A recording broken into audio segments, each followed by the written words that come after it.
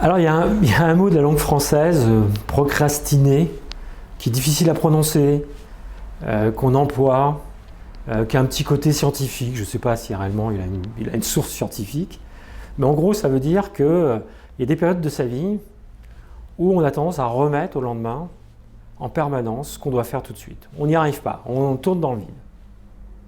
Voilà, c'est ça la procrastination. C'est pas très grave à partir du moment où on en prend conscience. Ou un certain nombre de faits répétitifs objectifs, parce que c'est pas très grave au fin de compte de se dire tiens, il faut que j'écrive à mon percepteur pour tel sujet.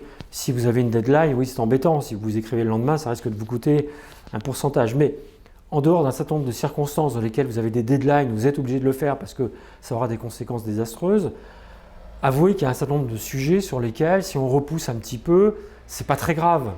Si on repousse en permanence, ça peut le devenir. Et si on ne le fait jamais, ça peut avoir des conséquences extrêmement gênantes. Donc le manque de motivation, il a plusieurs degrés.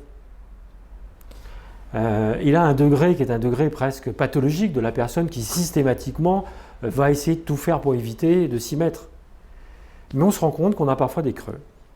C'est la vie, c'est normal. Le tout, c'est d'en prendre conscience et de se dire pourquoi est-ce que je suis dans ce creux, qu'est-ce qui se passe. Et les séances de coaching que je vous propose vont être de comprendre ce qui se passe. Pourquoi est-ce que vous avez développé cette stratégie qui consiste à repousser? Pourquoi vous êtes dans une phase de non-motivation? Pourquoi vous n'avez d'appétit pour rien, de goût pour rien? Pourquoi est-ce qu'il n'y a pas quelque chose qui vous fait vibrer et que vous êtes dans une situation qui est une situation où vous avez le sentiment que vous êtes à l'arrêt, que vous n'avancez pas, que les choses ne se passent pas autour de vous comme vous le souhaiteriez et voilà, ça n'avance pas? Je crois que c'est bien de décrocher son téléphone, de m'appeler, qu'on en parle, et vous verrez que ce n'est pas très compliqué de switcher et de passer à un autre état beaucoup plus sympa et beaucoup plus agréable, qui est celui de l'initiative et celle de la facilité, de la fluidité de faire, et du plaisir de faire.